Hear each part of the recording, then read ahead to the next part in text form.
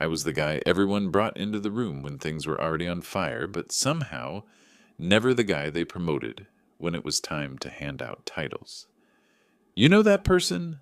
The one who trains the new managers, calms the client, fixes the forecast, and then watches someone else get their picture on the slide. That was me, for 7 years. So when I tell you my company skipped my promotion, and then my CEO started blowing up my phone after my 100 million data center deal hit the news, understand this. None of it was an accident. They made their choices. I just stopped pretending I didn't see them. The day it really started was a Tuesday in March, 9:02 a.m., all hands call. I'd been half pretending to read emails while waiting for the org updates section to start. My manager, Paul, had been hinting for months that this will be your year.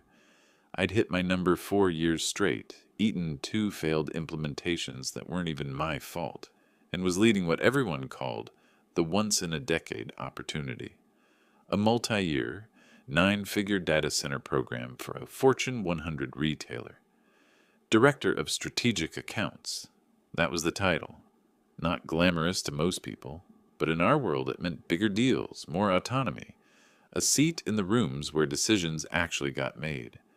It also meant I could finally stop having 23-year-old sales ops partners explain my own accounts back to me using dashboards I built. The Zoom grid filled up, little faces, some camera on, some black squares with initials. The CEO did his usual hope everyone's staying healthy spiel. The HR VP smiled too much, and I sat there, pretending not to care as the slide deck advanced. Today, the CEO said, we're excited to share some key leadership promotions. My heart rate ticked up. My calendar already had a one-on-one with Paul for 11:30 titled Next Steps, which was the least subtle hint he'd ever dropped. I minimized it so I wouldn't stare. The slide changed. 3 boxes, 3 names, 3 photos. The first promotion was someone in APAC I barely knew. The second was a finance director moving up. And the third, my eyes went straight to the bottom right corner, was the one that mattered. Please join me in congratulating Eric Dalton, the CEO said, our new director of strategic accounts. I didn't hear the rest of the sentence. Eric's headshot was plastered on the slide with a list of bullet points underneath. MBA, fast-tracked high potential, key contributor on strategic wins. I'd trained him 18 months earlier. He'd shadowed my calls. I'd walked him through how data center power redundancy works on a whiteboard he never once cleaned afterward. My name wasn't on any slide. My first reaction wasn't anger. It was that strange, hollow clarity you get right after a car almost hits you in a crosswalk. I clicked to unmute, then stopped myself. In the participant list, I could see messages flying by. Congrats, Eric! Let's go! Well deserved. I typed, Congrats, Eric, into the chat, stared at it for a second, and hit enter. Professional. Always professional. When the all hands ended, my Slack pinged instantly. Paul, got a sec to debrief? I joined his call. He was already there, camera on, tie loosened in that I'm just like you guys way. Hey, he said, exhaling like this was hard on him. Look, I wanted to get to you right after the announcement, before the rumor mill. Sure, I said. My voice sounded normal. I hated how normal it sounded. He launched into it. So the calibration committee this cycle, it was tight. A lot of moving pieces. The sense was that you're absolutely operating at director level, no question. But we had to think about optics, coverage, all of that. Eric has the title for now, but... For now? I repeated. Yeah, he said quickly. Listen, we need you exactly where you are while the Northbridge deal is in flight. That account trusts you. If we move you up and out of the day-to-day right as we're closing a $100 program, it could spook them. The idea is you land this. We go back off-cycle. We adjust title and comp. Okay? Everything in that speech was designed to sound reasonable if you didn't look too closely. I'd sat in on enough promotion committees to know the phrases. Calibration, optics, headcount constraints. It all meant the same thing. Someone else had a sponsor with more pull.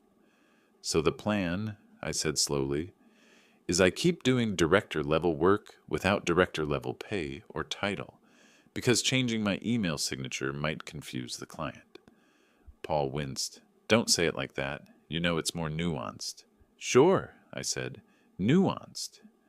He leaned in a little, as if we were co-conspirators. Look, you're the linchpin on Northbridge. Everyone knows that. Eric's still learning the ropes. Help him stabilize in the role. Get this over the line. I'll make it right. I promise. I nodded because what else was I supposed to do? Hang up and rage quit? Send a company-wide email? That's not how you survive in corporate. You swallow it, you say, I appreciate the transparency, and you keep doing the job. But something shifted that day. Not in how I acted, at least not immediately. In how I paid attention. The Northbridge account didn't care about my title. They cared that when their VP of infrastructure called me at 10 p.m. because a test cluster had gone sideways, I answered. And I knew the difference between a breaker trip and a PDU fault without reading off a script. We'd been working together for over a year. They were consolidating 4 fragmented data centers into 2 new facilities. That meant power planning, cooling design, rack density, fiber routing, failover paths, the kind of work you don't fake your way through with buzzwords. I'd flown out to walk their existing sites, literally counted mislabeled cables, in a freezing cold aisle with their tech leads, and sat in their cafeteria, eating bad eggs, listening to their CTO rant about vendor lock-in. On paper, I was Senior Account Manager, Enterprise. In their phone, I was just Alex Data Center.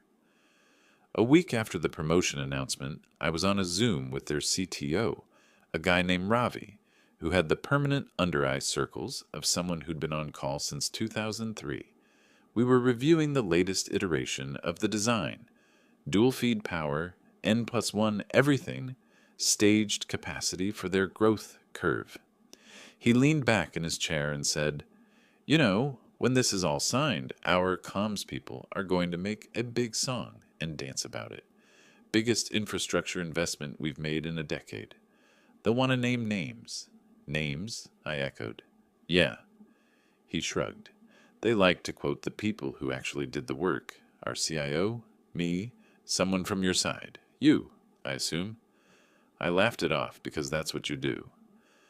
Usually those things just say our partner and slap the logo on it. Then we'll change it, he said. The board knows you've been our constant here. No offense, but your execs swing in and out of these meetings like they're checking a box. I muted for a second to hide the smile I couldn't quite suppress. None taken, I said when I came back. After the call, I exported the whiteboard and dropped it into the project folder I kept meticulously organized. I'd always been like that. Version decks, call summaries, notes.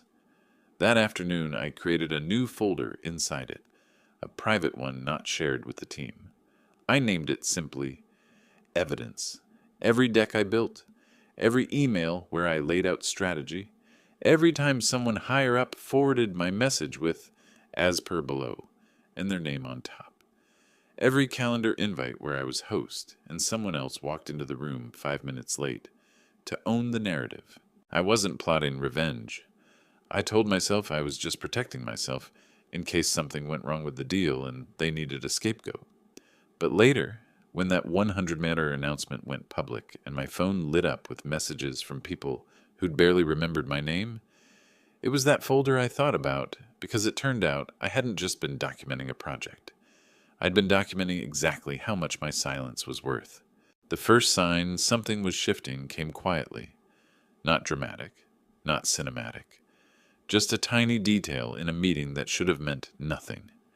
We were on a standing Tuesday call with Northbridge's infrastructure leads, reviewing thermal load projections. Eric joined late, again, and immediately started talking over me, summarizing points I hadn't even made yet. He wasn't malicious. He just didn't know what he didn't know. He mixed up KW and KVA, skipped over their airflow constraints, and then with complete confidence told their engineering director, as we've discussed before, this is the architecture I've been guiding your team through. The director's face didn't change, but his eyes flicked to me in that way people do when they're checking whether you're actually the adult in the room. I stepped in, calmly corrected the numbers, clarified the power redundancy the right way, and pulled up the airflow mock-ups I'd made the night before. The call moved on, but something stuck with me. Eric had stopped trying to learn. He was trying to perform, and performances always need an audience. Inside the company, he got plenty of it. Within weeks, his fingerprints were suddenly on everything. Weekly reports to leadership started being sent from his email, with sections I recognized, word for word, because I'd written them. Decks I created showed up with formatting tweaks and his initials on the file. When I confronted him in the most diplomatic way possible, "Hey, can we align who sends what so messaging doesn't get messy?" He smiled like he was doing me a favor. "Dude, relax. The higher-ups want to see leadership from the director role. You'll get your shine later." My shine. As if I were some intern whose confidence needed managing. A few days later, I stumbled across a draft of our internal win announcement in marketing's shared folder. The document was unfinished but formatted enough to show the structure. CEO, quote. COO, quote. Director, quote. Client testimonial. I scrolled, scanning for my name the way you do when you're pretending not to keep score. Nothing. It wasn't rage that hit me. It was something quieter, colder, the kind of clarity that slips under your ribs without warning. I left the browser open just long enough to take a screenshot for the folder I'd started. Then I closed it, adjusted my headset, and joined another call to do the job I still cared about. Because here's the thing. The client never treated me like an accessory. When we walked through their existing East Coast facility, the one with the overloaded PDUs and the cursed floor tile that rattled if anyone exhaled too hard, their engineers didn't talk to Eric. They talked to me. They wanted my opinion on airflow, my reasoning on density planning, my math on overhead busway load, and the CTO, Ravi, kept calling me directly for anything that required actual understanding instead of leadership theater. But back at headquarters, reality twisted through the corporate kaleidoscope the way it always does. HR eventually reached out, just to check in, which is always a sign someone above them is worried an employee might detonate. It was a video call with a woman named Denise, who had perfected the soft HR voice that says absolutely nothing while sounding supportive. "I want to acknowledge the disappointment you may have felt with the org announcement," she said. "May have?" I repeated. "Promotions at this level consider many factors," she continued. "Cross-functional exposure, visibility, leadership maturity. I lead the largest deal in company history." "Yes," she agreed brightly, "and everyone is grateful for that. But calibrations are influenced by broader considerations. The sense was that you're extremely valuable in your current role." Extremely valuable right where I was, meaning irreplaceable at the level beneath the one I earned. I didn't argue. People think career damage comes from yelling. It doesn't. It comes from choosing the wrong moment to appear emotional. So I stayed composed, thanked her, and afterward sat at my desk in silence long enough to hear the hum of the AC vent above me. I understood the game now. They wanted the outcome of my work without the cost of recognizing it. And as long as the deal wasn't signed, the leverage was theirs. But something else was shifting, just not where they were looking. One evening, while finalizing a risk register revision, I sent the updated deck to Northbridge's comms manager. Her reply came back within minutes. "Perfect, Alex. We'll incorporate this into our external materials. Also, our PR team will want to quote you directly for the announcement. Makes sense since you've been the consistent lead on our side." Consistent lead. Their side, not my company's. I sat back in my chair. There was nothing dramatic in her tone, nothing provocative. It was the casual certainty that struck me, as if it had always been obvious who the real architect of the project was. And that's when the irritation sharpened into something cleaner. Resolve.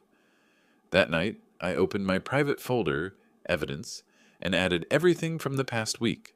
Slides, email threads, meeting summaries, the internal PR draft with my absence highlighted in yellow. Notes about calls where Eric fumbled the details and I fixed them without ever taking the credit back. I wasn't planning to burn the place down. That's amateur hour thinking. I was doing what professionals do when they've been pushed into a corner they didn't choose. I was preparing options. 2 days later, during a steering committee review, something small but important happened. Eric began answering a question about failover design incorrectly. And before I could even open my mouth, the client CTO cut in. Let's have Alex walk us through that. He's been the technical anchor from day one.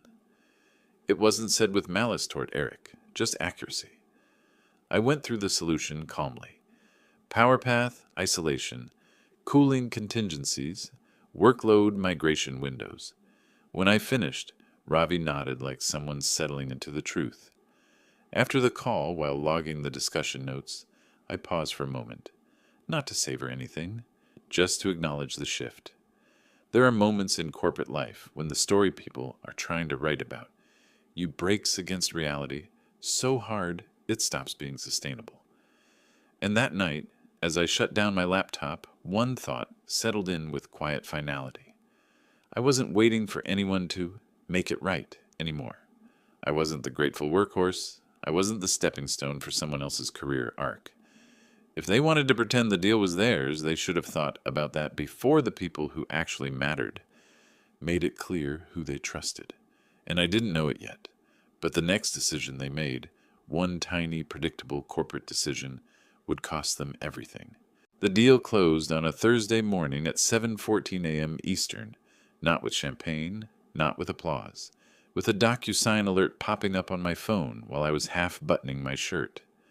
Northbridge had signed all 3 master agreements, the primary build-out, the contingency expansion, and the 5-year operations contract.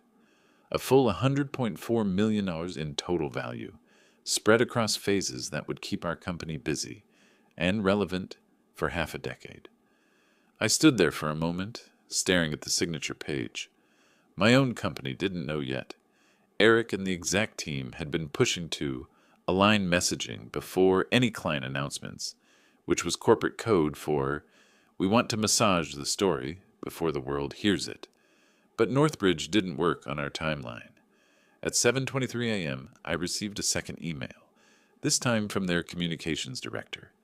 Congrats, Alex. Our release goes live at 6 a.m. tomorrow. Attaching final copy. Thanks again for all your work. Everyone here knows this was your design from end to end. I opened the document. There it was. My full name, my job title, a direct quote about the joint approach to resilience design, and a paragraph describing me as the lead architect and primary account partner, responsible for the solution. I read it twice. Then a third time, slower. It wasn't just clear, it was indisputable and completely accurate. Our marketing team had approved their brand usage days earlier because no one bothered to read the attached draft. They assumed it would be the usual corporate fluff. They assumed wrong. I dropped the file into evidence, my folder, and drove to the office in a silence that felt almost electric. At 9 sharp, leadership hosted a win celebration Zoom. Exactly the kind of call where nothing of value is said, and 90% of the energy goes into pretending culture is strong. The CEO appeared, smiling, clapping, already half reading from a script on his second monitor. Eric was on camera too. Bright smile, crisp shirt, the actual embodiment of corporate enthusiasm. I watched him congratulate the team, thank cross-functional partners, and talk about visionary execution. My name got a single brief mention. Of course, Alex supported throughout. Supported. Throughout? I muted myself so they wouldn't hear me laugh. After the call, Eric pinged me privately. Can you send me the consolidated design deck? CEO wants it for some board prep. I stared at that message long enough for the letters to blur slightly. Then I forwarded it, the exact deck I'd built, without comment. And still, none of that was the turning point. The turning point came the next morning. At 6:01 a.m. Eastern, Northbridge's press release went live. At 6:14 a.m., an industry publication posted a full feature about the deal, with my quote placed directly under the headline. At 6:21 a.m., the article hit LinkedIn, where people started tagging me. And at 6:33 a.m., my phone exploded, not figuratively, physically. It vibrated so hard on my kitchen counter that my coffee sloshed over the mug. The first call was from my manager, then Eric again, then the COO, then the CEO. 5 missed calls in 3 minutes. At 6:41 a.m., a text appeared from a number I didn't recognize at first, because I'd never interacted with it. CEO. Huge coverage this morning. Call me ASAP. I didn't. Not because I was playing games, because I had already scheduled a call at 8 with someone else. The VP from the competing data center, operator who'd been quietly checking in with me for months. He had messaged me last night, before the article even dropped. Saw movement on your deal. If it closes, and if your name's attached, I can get approval on the VP offer this week. Let's talk. When I joined that call at 8:00, he already had the article pulled up. His grin was impossible to hide. You understand what this means, right? He asked. You're not just a strong account manager anymore. You're the guy who landed one of the biggest private sector data center investments this year. Everyone in the industry knows your name now. I didn't smile. I didn't need to. Everything felt strangely calm, like water settling after a storm. He outlined the offer. VP of Strategic Accounts, 7-figure annual quota with sane margins, a team of 3 direct reports, full autonomy to run the cloud and retail vertical, base salary and bonus more than double my current compensation. No non-compete issues, fully vetted by their legal team. By 8:27 a.m., I had the written offer in my inbox. At 9:00 a.m., I finally called my CEO back. He answered on the first ring. Alex, Jesus, I've been trying to reach you. I saw. We need to talk, right now. He pulled in the COO and my manager without asking.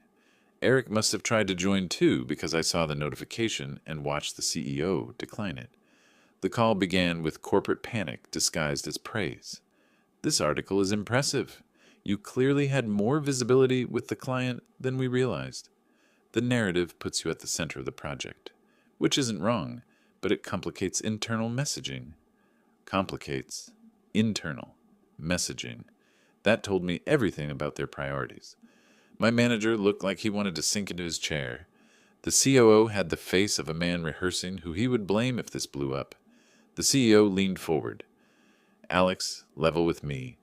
Why weren't we told the client was planning to name you directly? They asked for a quote, I said. Marketing approved it. He blinked. Marketing approved. That quote? They approved the release, I clarified. The quote was in the release. The silence. The kind that means someone is realizing the consequences of their own shortcuts. Then he shifted tone. Look, this changes things. Dramatically. Your role, your compensation. All of it needs to be reevaluated. We should have promoted you earlier. That's on us. But we can fix it now. My heart didn't jump. My hands didn't shake. I felt steady. The way you feel when you finally stop hoping someone will treat you fairly. What exactly are you proposing? I asked. A director title, he said immediately. Retroactive pay adjustment, expanded team. We can put the new compensation package together today. I let that sit for a moment. They thought I wanted a title. They had no idea how far past that point I'd gone. Thank you, I said. I'll think about it. The CEO frowned. Think about it? Yes, I said. I have options. I'm considering them. My manager's eyes widened. The COO stopped breathing, and the CEO, the man who had never spoken to me directly until this moment, finally understood. They hadn't skipped a promotion. They'd created leverage, not for them, for me. I ended the call politely, and for the first time in 7 years, I realized something simple and devastating. They thought they owned my future because they owned my email signature.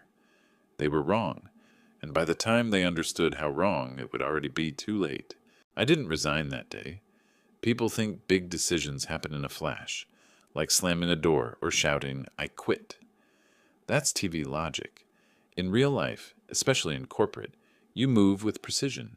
You verify your contract, review your non-compete, check your obligations, close your loops one by one.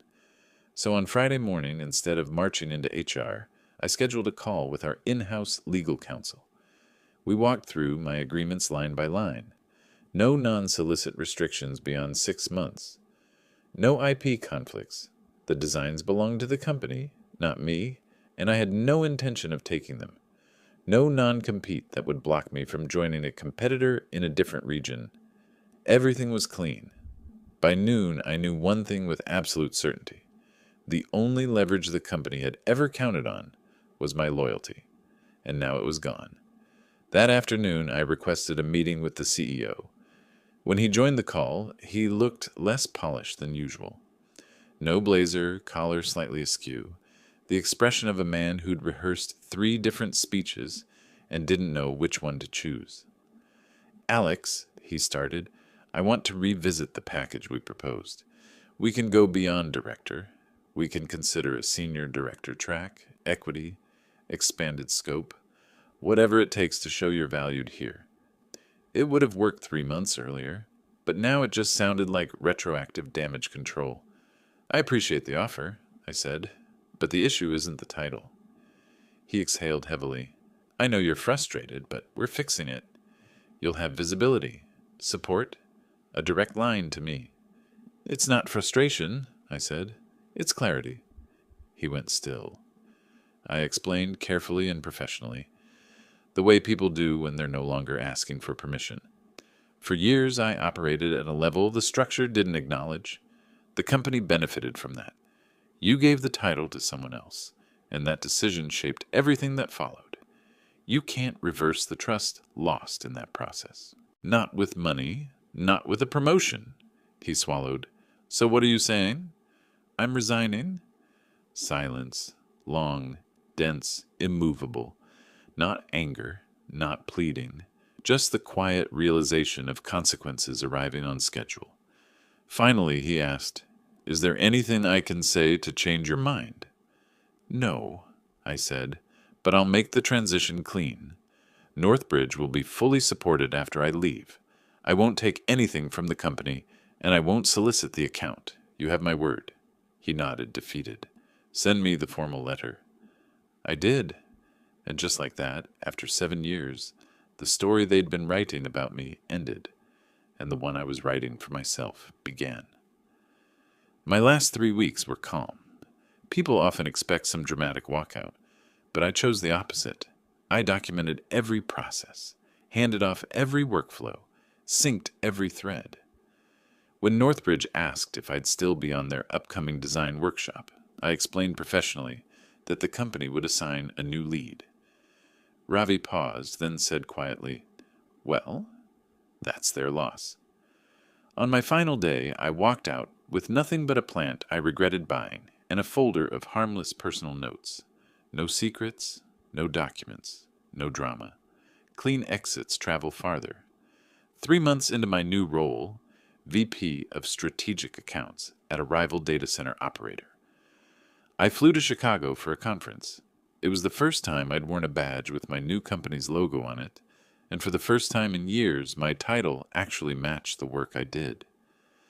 During a break between panels, I ran into Northbridge's CTO. He shook my hand hard enough to hurt. "You won't believe this," he said, lowering his voice.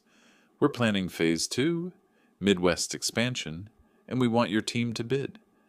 "I can't lead the pursuit," I told him immediately. "Conflict of interest." "Of course," he said. "We expected that. But your company will get the RFP. And you should know something. When our board reviewed the results of Phase 1, your name came up more than any vendor logo." He clapped my shoulder. "They thought you were gone. You're not." That simple sentence, calm, factual, settled into me with more satisfaction than any revenge fantasy ever could. My new company's legal team reviewed everything. No issues. Clean path. We submitted a proposal. And when the awards were announced months later, the result was precise and poetic, without being theatrical. My new company won the strategic high-margin portion of the expansion.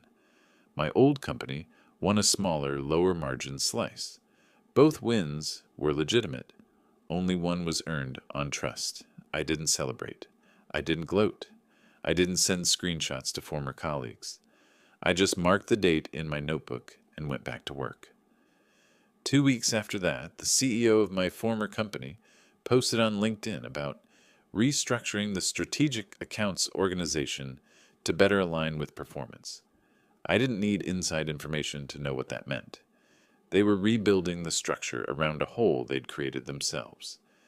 Eric's title disappeared from the org chart shortly after. No dramatic firing, no scandal, just a quiet correction. Corporate karma rarely arrives with fireworks. It arrives as a calendar update. My life now is slower in the right places and sharper in the ones that matter. My team trusts me. My clients call me directly. My work matches my title. My title matches my compensation. And none of it depends on someone else's slide deck. Some mornings, when I'm reviewing new RFPs over coffee, I think about that internal all hands, the one where the slide deck revealed who mattered and who didn't.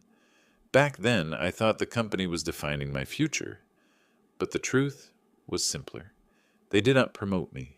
They revealed themselves. And the moment they did, I stopped waiting for recognition and started building a life that didn't require their permission. In the end, the $100 deal didn't make me valuable. It made me visible. And once that happened, the rest was just a matter of walking out the front door, with my name, my reputation, and the future they thought they controlled finally back in my hands.